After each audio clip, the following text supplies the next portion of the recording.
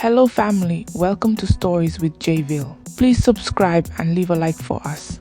It means the world to us. Also share this video to your friends and loved ones and remember to turn on the post notifications so you don't miss any future videos from us. Thank you as you do so. Now sit back and relax as we dive into the story. Once upon a time in the bustling city of Lagos, there lived a woman named Ruth. She was the kind of woman who exudes warmth and kindness, the sort who could make anyone feel at home with a smile and a freshly baked treat.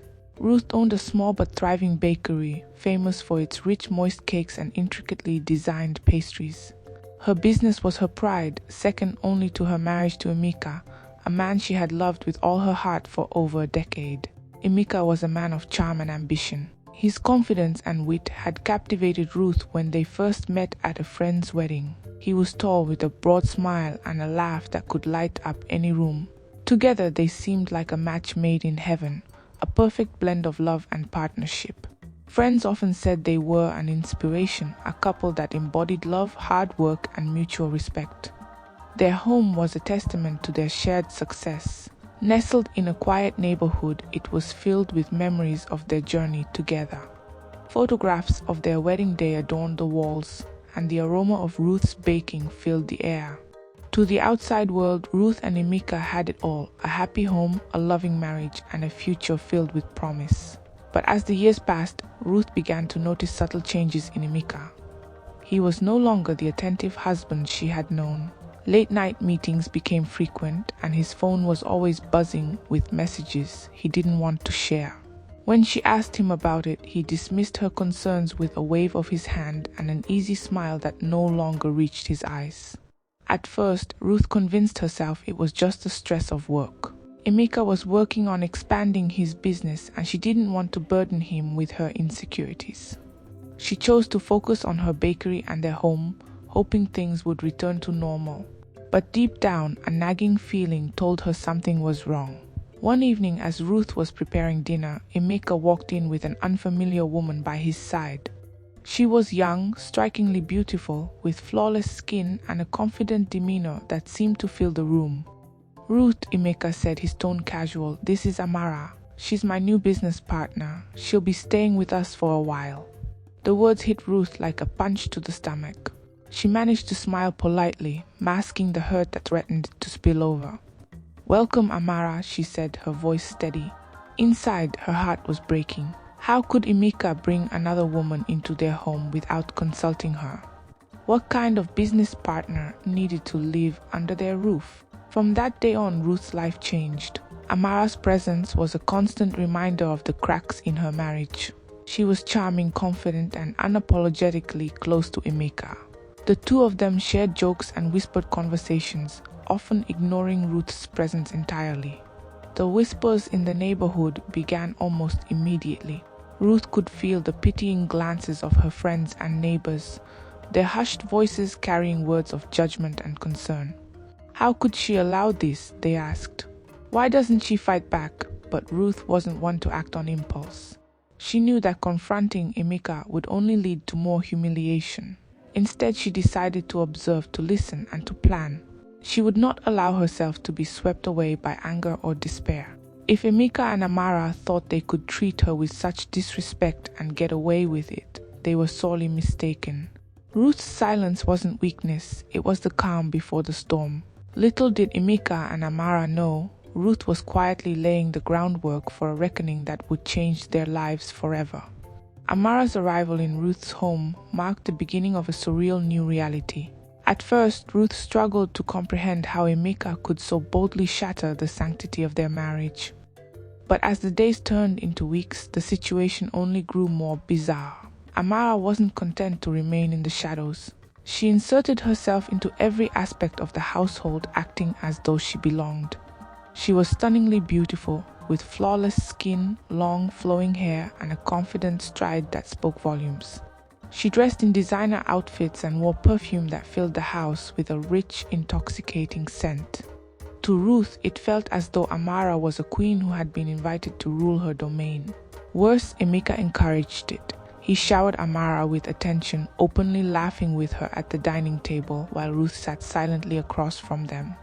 He invited her to business dinners, leaving Ruth at home to wonder what had become of the man she once knew. The humiliation was unbearable. Ruth could feel the weight of judgment from those around her. The whispers of the neighbors grew louder, and even her friends began to distance themselves, unsure of how to console her. "Why do you tolerate it?" her closest friend Ada asked one evening as they sat in Ruth's bakery after hours. "You don't deserve this, Ruth. You should confront him. Make him choose." But Ruth shook her head. Confront him for what? To be humiliated further? She sighed deeply, her hands trembling as she kneaded dough. "No, Ada, I need to think. If I act now, it will only give him more power over me. I need to be sure." What Ruth didn't share was the depth of her pain. Every time she saw Emeka and Amara together, it was like a knife to her heart. But Ruth was not a woman who acted out of anger. She was calculating, patient, and determined to reclaim her dignity on her own terms. One evening, Ruth overheard a conversation between Emeka and Amara in the living room. They were laughing, their voices low but clear. "She'll never do anything," Amara said, her tone dripping with arrogance. "Ruth is too weak. She'll just sit there and take it." Emeka chuckled in agreement. "Exactly. She knows her place. She's just a baker after all. She can't survive without me."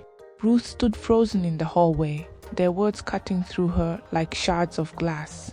But instead of breaking down, she clenched her fists, her mind racing. If they thought she was weak, she would use their underestimation to her advantage. From that moment, Ruth began to observe them more closely. She noticed the way Amara handled herself, always confident and entitled. She saw how Emeka doted on her, spending money recklessly on her business ventures and gifts. Ruth started piecing together a plan, a way to take back what was rightfully hers. To Emeka and Amara, Ruth seemed docile, almost resigned. She continued to prepare meals for the household, even plating Amara's food with meticulous care. She kept the house spotless, ensuring everything was in order as though nothing had changed. Amara, emboldened by Ruth's apparent submission, grew bolder. She began asking Ruth for advice about her fashion business, seeking input on designs and strategies. Ruth obliged, offering thoughtful suggestions while secretly learning about the business's finances. In her quiet moments, Ruth gathered evidence. She went through Emeka's files, photographed his bank statements, and documented the steady drain on their joint savings. She collected receipts for the expensive gifts he lavished on Amara and even recorded conversations between the two of them. Ruth's silence wasn't acceptance, it was strategy. She knew she couldn't afford to make a wrong move. If she wanted to reclaim her life and dignity, she had to be meticulous and patient. Though Ruth felt the weight of her betrayal daily, she began to find strength in her resolve. Her late-night conversations with Ada became a source of comfort and motivation. "You're stronger than you think, Ruth," Ada reminded her one evening. "And when the time comes, they won't see you coming." Ruth nodded, a faint smile tugging at her lips. She wasn't ready to share the details of her plan just yet, but she knew Ada was right. Emeka and Amara may have underestimated her, but they would soon learn that Ruth was far from weak. In the quiet of the night, as the house lay still, Ruth sat in her small home office, going over her growing collection of evidence. Every piece was a step closer to reclaiming her life.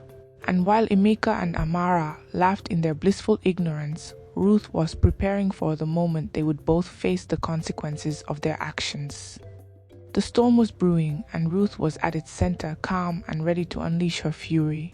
Ruth's days became a balancing act between enduring public humiliation and silently plotting her revenge. Amara's presence in the house was like a daily slap to her face. She had taken over the home, rearranging furniture, changing the curtains, and even suggesting what meals Ruth should cook. Ruth complied, biting back her anger, knowing that her silence was her greatest weapon. At the dinner table, Amara often giggled at Emeka's jokes, her laughter cutting through Ruth's already bruised heart. Worse, Emeka seemed to revel in his new life, treating Ruth as though she were an afterthought in her own home. One evening, Ruth sat quietly as Emeka announced plans to take Amara on a business trip to Dubai.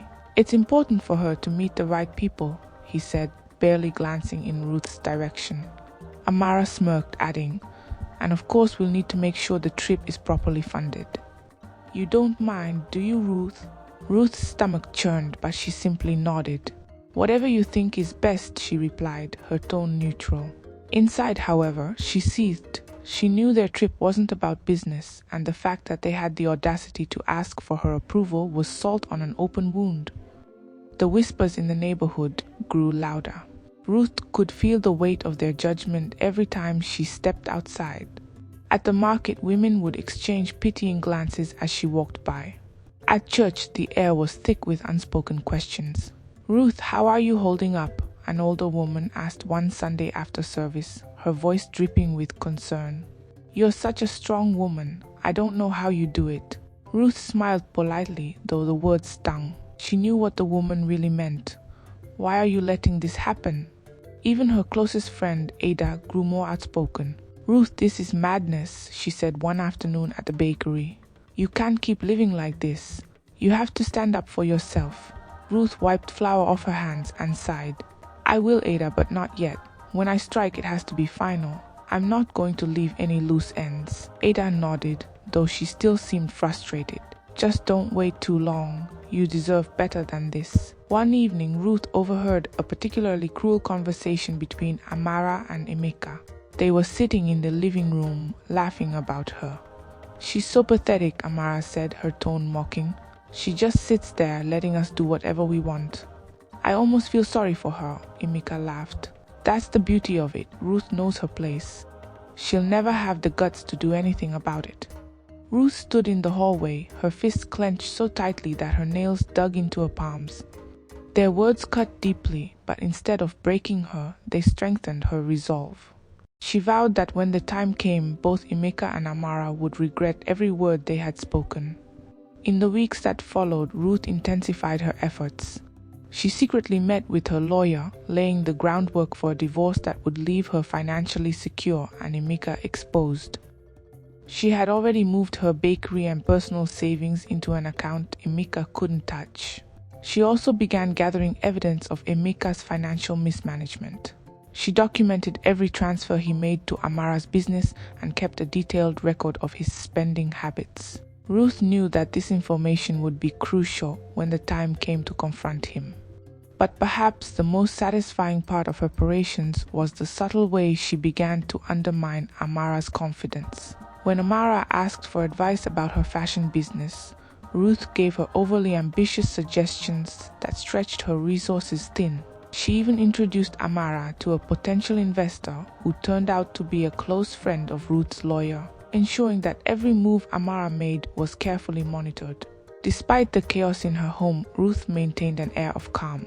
She continued to cook and clean, even serving Emeka and Amara their meals with a polite smile. To them, it appeared that she had resigned herself to her fate. But Ruth's silence wasn't submission. It was strategy. She knew that her patience would pay off, and when it did, the fallout would be devastating. As she lay in bed one night, staring at the ceiling, Ruth allowed herself a small smile. Emeka and Amara may have thought they had won, but they had no idea what was coming. The storm was gathering, and Ruth was ready to unleash it. The day Ruth discovered the full extent of Emeka's betrayal began like any other. She woke early, baked fresh bread for the bakery, and prepared breakfast for the household. Amara, as usual, didn't bother to help, sweeping into the kitchen mid-morning with her usual air of entitlement. Emeka was already out, leaving Ruth to endure Amara's incessant chatter about her business plans and upcoming trip. That afternoon, as Ruth was cleaning Emeka's study, she found a folder tucked away in his desk. At first glance, it looked ordinary, but her instincts told her otherwise. She opened it carefully, her hands trembling slightly. Inside, she found bank statements detailing large transfers to Amara's business account. The numbers were staggering. Ruth's eyes widened as she realized just how much money Emeka had been funneling to Amara. Savings they had built together over the years were now being squandered to support the woman who had turned her life into a nightmare. Her breath caught as she flipped through the documents. It wasn't just the transfers. There were records of expensive trips, lavish gifts, and even plans to purchase a property, all for Amara. Ruth closed the folder and sat down, her hands gripping the edges of the desk. The betrayal was far worse than she had imagined. Emeka wasn't just cheating on her emotionally, he was draining their finances, leaving her vulnerable in every possible way. For the first time, Ruth allowed herself to cry. But even as the tears streamed down her face, she felt a surge of determination. She wouldn't let Emeka and Amara destroy everything she had worked for. She wiped her tears away and carefully replaced the folder. That evening, Ruth acted as though nothing had changed. She served dinner with her usual quiet grace, listening to Amara brag about her latest business deal. Emeka barely glanced at her, his focus entirely on Amara. But Ruth's mind was elsewhere. She had started making a list of everything she needed to do. The evidence she had found was a gold mine, but she knew it wasn't enough. She needed more, proof that would leave no doubt about Emeka's betrayal, not just to her, but to everyone who mattered. Later that night, when the house was quiet, Ruth sat in her small office and began organizing her findings. She took photographs of the bank statements, recording every detail. She also began researching legal options, knowing she would need a strong case to protect herself. Ruth worked late into the night, her exhaustion overridden by a fierce sense of purpose. For the first time in weeks, she felt a glimmer of hope. Emeka and Amara thought they were untouchable, but they had underestimated her resolve. The pieces were beginning to fall into place, and Ruth knew that it was only a matter of time before everything came crashing down. The days following Ruth's discovery were marked by careful, deliberate planning. Ruth knew she couldn't confront Emeka outright. He was too arrogant and too dismissive of her. Instead, she doubled down on her role as the quiet, dutiful wife. Every move she made was calculated, every word she spoke designed to keep Emeka and Amara unsuspecting. Ruth began to gather allies. She confided in her lawyer, Mr. Adebanjo, who was both a trusted family friend and a sharp legal mind. When she showed him the evidence she had collected, he leaned back in his chair and gave her an approving nod. "This is a solid start," he said, flipping through the photographs and documents Ruth had meticulously compiled. "But we'll need more if you want to ensure a clean break. I'll help you draft the necessary papers. In the meantime, keep collecting everything you can, emails, texts, even conversations if possible." Ruth nodded. "I'm already working on it." "Good," Mr. Adebanjo said, "and Ruth, don't lose your composure. People like Emeka thrive on power dynamics. The moment you show weakness, he'll exploit it." Ruth left his office with a renewed sense of purpose.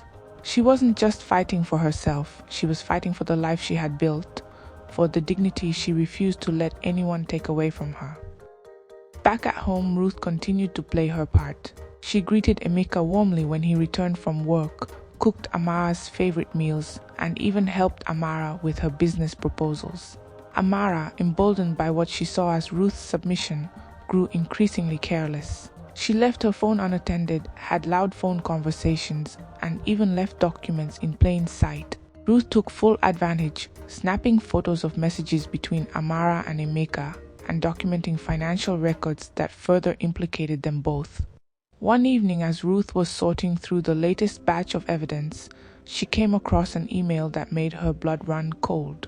It was a detailed itinerary for a trip to Dubai, a trip that Emeka had paid for entirely out of their joint account. The email included reservations at a luxury hotel, spa appointments for Amara, and a shopping spree at an upscale mall. Ruth stared at the screen, her hands trembling. This was the final straw. Emeka wasn't just disrespecting her, he was flaunting his betrayal, using their hard-earned money to pamper his mistress. She closed the laptop and took a deep breath. It wasn't time to act yet. She still needed to secure her assets and finalize her plans. But the moment of reckoning was drawing closer. That night, Ruth sat in bed, listening to the quiet hum of the house. In the next room, Emeka and Amara were laughing softly, their voices carrying through the thin walls. Ruth clenched her fists, her resolve hardening. They thought they had won. They thought they could treat her as though she were invisible, a mere shadow in her own home. But they didn't realize that shadows could grow, enveloping everything in their path. Ruth closed her eyes, imagining the moment when she would finally reveal the truth. It would be public, undeniable, and devastating. Emeka and Amara would have nowhere to hide. For now, she would wait. The storm was gathering strength, and when it finally broke, it would leave nothing of the illusion intact. Ruth's preparations became more methodical, her movements precise. She worked in silence, ensuring every step she took was well calculated and impossible to trace. Each day she added more to her arsenal of evidence: bank statements, phone logs, even receipts from Mika's secret purchases for Amara. She felt herself becoming stronger, more focused as her plan began to take shape. Amara's overconfidence played right into Ruth's hands. The younger woman had started treating the household as her personal kingdom, delegating tasks to Ruth as though she were a servant. "Ruth," Amara called one morning as she lounged in the living room, her legs stretched across the sofa. "Can you bring me some tea? I need to focus on this design I'm working on." Ruth calmly brought the tea, placing it on the coffee table with a polite smile. "Here you go," she said, her tone devoid of emotion. Amara didn't even glance up. "Thanks," she said dismissively. Ruth walked away, her face expressionless, but inside she was fuming. Every small insult, every moment of disrespect only fueled her resolve. She reminded herself that her silence was temporary. Soon Amara would learn the cost of her arrogance. Ruth's next step was to protect her bakery, her pride and joy. She met with her lawyer to finalize the transfer of ownership, ensuring it was entirely under her name and untouchable by Emeka. The business was flourishing, and Ruth had no intention of letting Emeka's recklessness drag it down. She also started making quiet inquiries about a new place to live. Ruth knew that once her plan unfolded, she would need a fresh start, somewhere far from the memories of betrayal and humiliation. As she visited a quaint apartment in a nearby neighborhood, she felt a small glimmer of hope. The space was modest but warm, with enough room for her to start over. It wasn't home yet, but it could be. The landlord, a kind older woman, looked at Ruth with curiosity. "Starting a new chapter?" she asked. Ruth hesitated for a moment, then nodded. "Yes," she said softly, "it's time." Back at home, Ruth carefully reviewed her collected evidence. She had everything she needed to expose Emeka's betrayal, but she wanted to make sure the reveal would leave no room for denial. She decided to organize a grand event, an anniversary party of sorts, though not in the traditional sense. Invitations were sent out to family, friends, and even a few of Emeka's business associates. Ruth played the role of the devoted wife perfectly, ensuring Emeka believed the event was a celebration of their life together. "You're really going all out for this," Emeka said one evening as he glanced at the guest list. Ruth smiled sweetly. "Of course, I thought it was time to remind everyone how strong we are as a couple." Emeka smirked, clearly pleased with himself. "Good idea. People need to see how well we're doing." Ruth said nothing, biting back the sharp retort that lingered on her tongue. Soon he would realize just how much he had underestimated her. Amara, too, was excited about the event. She saw it as an opportunity to flaunt her connection to Emeka, to show the world that she was part of his life. Ruth let them bask in their delusions, her calm demeanor hiding the storm that was about to hit. The party would be her stage, and the truth would be her weapon. On the night before the event, Ruth sat alone in her office, going over her plans one last time. She had rehearsed every detail in her mind, ensuring nothing could go wrong. The evidence was prepared, the guest list finalized, and her speech carefully written.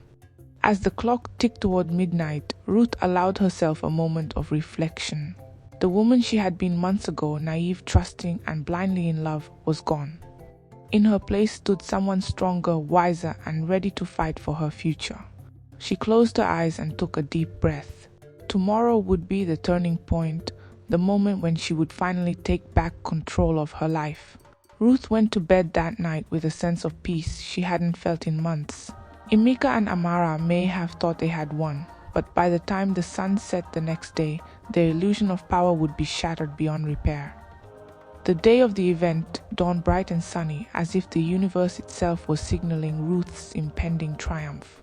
She woke up early, carefully overseeing the final arrangements. The house was transformed into a grand setting, with elegant decorations, sumptuous food, and a guest list that included family, friends, and Emeka's closest business associates. Emeka was in high spirits, strutting around the house as though he were the guest of honor. "You've outdone yourself, Ruth," he said, giving her a rare compliment. This will be a night to remember. Ruth smiled faintly. Yes, it will, she replied, her voice steady. Amara, dressed in an ostentatious gown, seemed equally eager for the evening. She had been bragging about the party to her friends for days, seeing it as an opportunity to showcase her importance in Emeka's life. She flitted around the house, giving unnecessary suggestions and basking in her self-importance. Ruth, meanwhile, remained composed. She wore a simple but elegant dress, her makeup understated yet flawless. She moved through the preparations with a quiet confidence, ensuring everything was in place for the evening's grand revelation. As the guests began to arrive, Ruth greeted each one warmly, playing the role of the gracious hostess to perfection. Emeka was in his element, shaking hands and exchanging pleasantries, oblivious to the tension simmering beneath the surface. The living room buzzed with conversation and laughter as the guests enjoyed the carefully prepared feast. Ruth's friends watched her closely, their expressions a mix of curiosity and concern. They knew something was brewing, but couldn't quite put their finger on it. Amara, ever the attention seeker, made a point of mingling with the guests, introducing herself as Emeka's business partner. Ruth noticed the raised eyebrows and whispered remarks but said nothing. She let the moment build, knowing that the reveal would be all the more powerful for it. When the time came for the evening's formalities, Ruth stepped forward to address the room. She stood at the head of the table, her posture poised and her expression serene. The guests fell silent, their eyes on her as she began to speak. "Good evening, everyone," Ruth said, her voice clear and steady. "Thank you all for being here tonight. This is a special occasion, a chance to celebrate not just partnership but also truth and transparency." There was a murmur of agreement, though a few guests exchanged puzzled glances. Emeka leaned back in his chair, looking smug, while Amara sat beside him, her smile bright and confident. "As many of you know, Emeka and I have been married for over a decade," Ruth continued. "It's been a journey filled with highs and lows, as any marriage is. But tonight I want to share something that has changed the course of our lives." Ruth turned toward the large television screen that had been set up in the corner of the room. With the press of a button, the screen lit up, displaying a sea of images and documents. The first slide showed bank statements detailing the large transfers Emeka had made to Amara's account. The next showed receipts for extravagant purchases, jewelry, trips, and luxury items, all paid for with the couple's joint savings. Gasps filled the room as the evidence continued to roll across the screen. Ruth's calm narration highlighted every detail, leaving no room for doubt about Emeka's betrayal. But the final blow came when Ruth played a recording of a conversation between Emeka and Amara, in which they mocked her for her supposed weakness and discussed their plans to take over her assets. The room erupted in shock. Guests whispered to one another, their expressions ranging from disbelief to outrage. Emeka's smug smile vanished, replaced by a look of horror. Amara froze in her seat, her face pale and her confidence shattered. Ruth turned to face Emeka and Amara, her expression calm but unyielding. "Emeka," she said, her voice steady, "I filed for divorce. The papers are with my lawyer, and you'll find that the house, the bakery, and all our remaining assets are now under my name. As for you, Amara, I hope you enjoyed the business Emeka helped fund. It's the only thing you'll be leaving with." Emeka stammered, trying to form a response, but the weight of the evidence was too overwhelming. Amara, unable to face the judgment of the room, bolted from her seat and fled the house. The guests, now fully understanding the gravity of the situation, turned their attention to Ruth. One by one, they approached her with words of support and admiration. "You're incredible, Ruth," one woman said. "I don't know how you kept your composure through all of this." Ruth smiled faintly, the tension in her shoulders finally easing. "Sometimes silence is the strongest weapon," she replied. As the party came to an end, Ruth stood in the doorway, watching as the guests departed. She felt a sense of liberation she hadn't experienced in years. The weight of Emeka's betrayal had been lifted, and she was finally free to start anew. The storm she had carefully unleashed had destroyed everything Emeka and Amara had built on lies. And now Ruth stood alone, stronger and more determined than ever to rebuild life on her own terms. The morning after the event was quiet, the air heavy with the aftermath of the storm Ruth had unleashed. Emeka had stayed out late, likely trying to process his public humiliation, while Ruth woke early and went about her day with a newfound sense of freedom.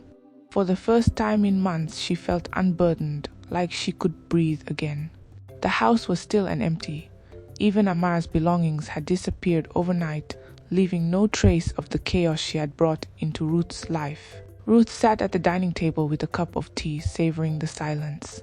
She reflected on the events of the previous night, the shock on Emeka's face, the whispers of the guests, and the way Amara had bolted from the house. It had been everything Ruth had envisioned and more.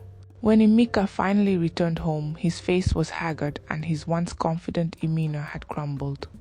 He looked at Ruth standing in the kitchen, and for the first time he seemed unsure of himself. "Ruth," he began, his voice hoarse. "We need to talk." Ruth turned to him, her expression calm but firm. "There's nothing left to talk about, Emeka. I've said everything I needed to say last night." But you embarrassed me," he stammered, his voice rising in desperation. "You've ruined my reputation, Ruth." "How could you do this to me?" Ruth's eyes narrowed, her voice cold. "How could I do this to you? After everything you've done, the lies, the betrayal, the disrespect, you have the audacity to stand here and ask that question. Emeka, this is the consequence of your actions. If you didn't want to be embarrassed, you shouldn't have given me so much to expose." Emeka's shoulders slumped, and for a moment Ruth thought she saw a flicker of regret in his eyes. But it wasn't enough. It wasn't nearly enough to undo the months of pain he had caused. "I'll be leaving soon," she continued.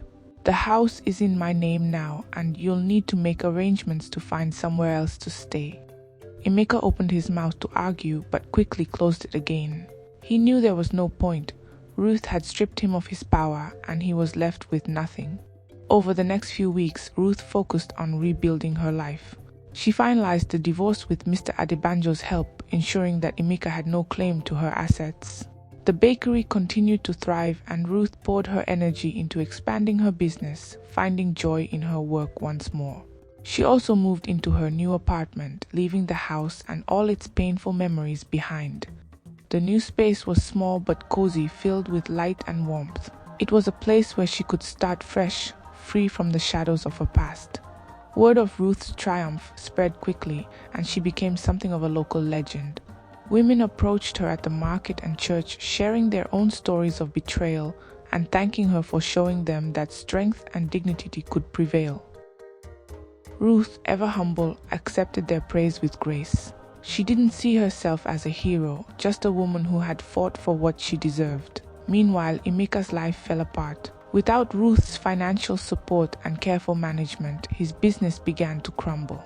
Amara had disappeared, taking with her what little he had left, and the judgment of the community weighed heavily on him. He tried to apologize to Ruth on several occasions, but she refused to entertain his pleas. "You made your choices, Emeka," she told him the last time he called. "Now you'll have to live with them." Emeka eventually moved out of the city, unable to face the whispers and stares that followed him everywhere. Ruth heard rumors about his struggles but chose not to dwell on them. He was no longer her concern. Months later, Ruth stood outside her bakery watching as a delivery truck unloaded supplies for her latest project, a second location. She had dreamed of expanding for years, and now, with her newfound freedom and confidence, she was finally making it a reality. As she looked around at the bustling street, she felt a sense of pride and peace. Her life was no longer defined by betrayal or pain. She had taken control of her destiny, and the future was hers to shape.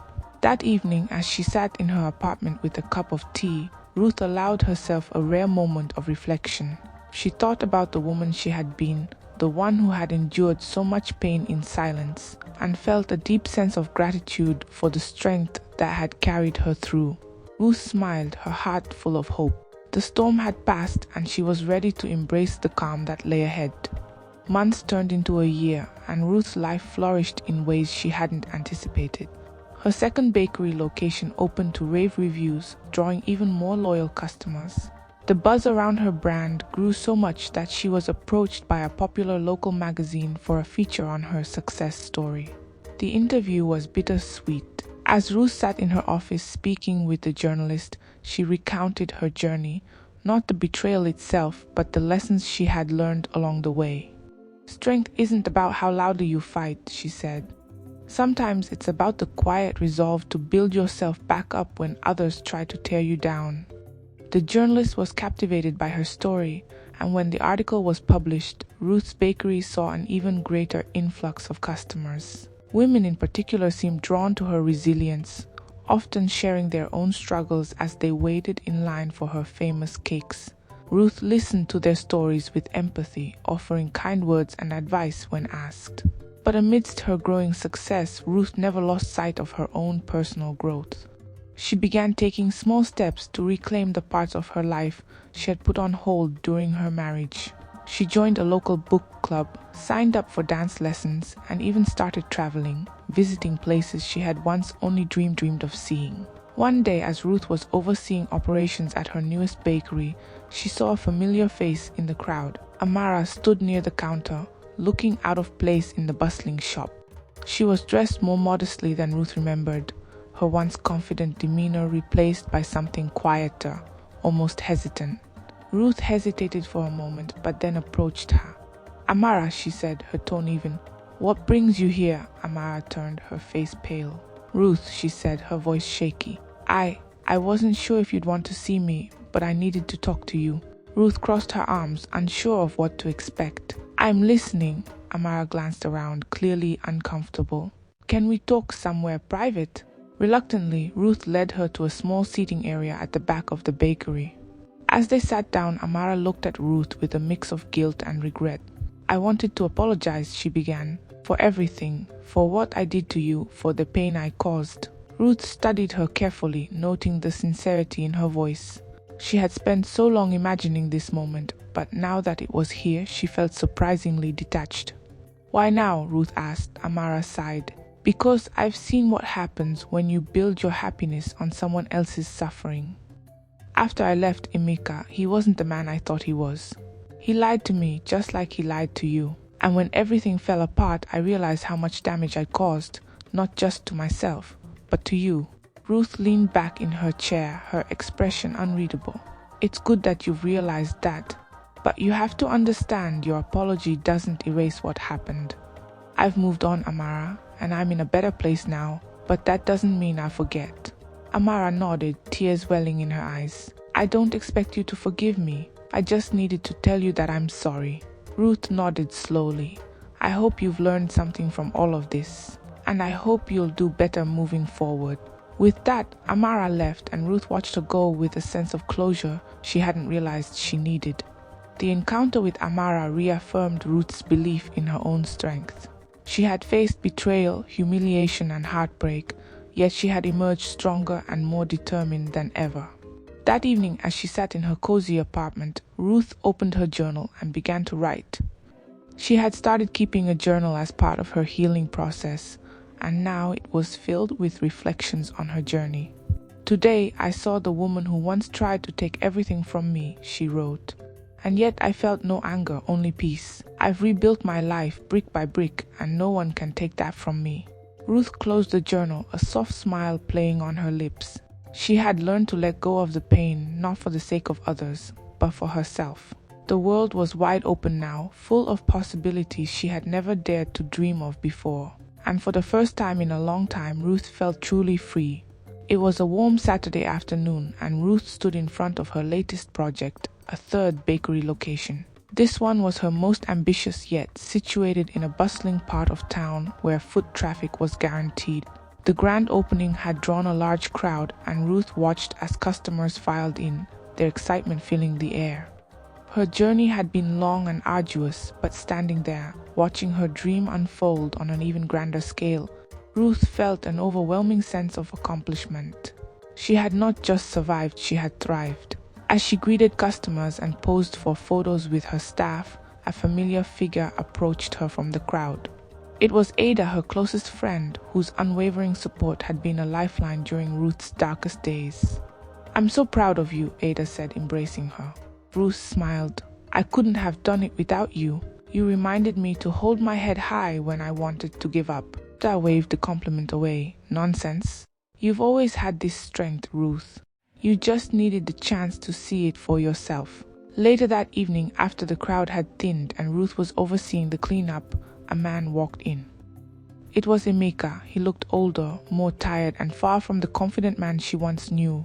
For a moment, Ruth felt a pang of something, pity perhaps, but it quickly faded. She had moved past him, and nothing he could say or do would change that.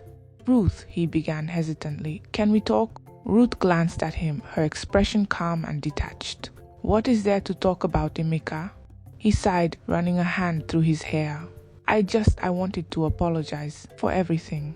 I know it's too late, but I've been carrying this guilt, and I needed to tell you." Ruth studied him for a moment, noting the weariness in his eyes. "Apology accepted," she said simply. "But Emeka, forgiveness doesn't mean reconciliation. I've moved on, and you should too." Emeka nodded, his shoulders slumping. "I understand. You've built something incredible here, Ruth. I can see that you're happier now." "I am," Ruth said firmly, "and I intend to keep it that way." With that, Emeka left, and Ruth felt a sense of closure. She had no bitterness left toward him, only a quiet satisfaction that she had rebuilt her life without him.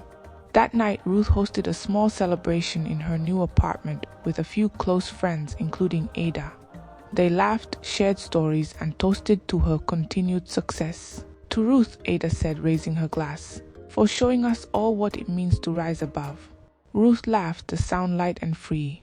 She felt a deep sense of gratitude for the people who had stood by her and for the strength she had found within herself. As the night wound down and her friends began to leave, Ruth stood by the window looking out at the city lights. The pain and betrayal of the past were now distant memories, mere stepping stones on her journey to a better life. Her phone buzzed with a message from a potential investor, someone interested in partnering with her to take her bakery brand national. Ruth smiled as she replied, her heart filled with excitement for what lay ahead. For the first time in years, her future felt limitless. She had faced the worst and emerged stronger, smarter, and more resilient. Ruth had reclaimed her life, and now nothing could stop her. The storm had passed, and in its wake, Ruth had built a legacy, one that would stand as a testament to her courage and determination for years to come.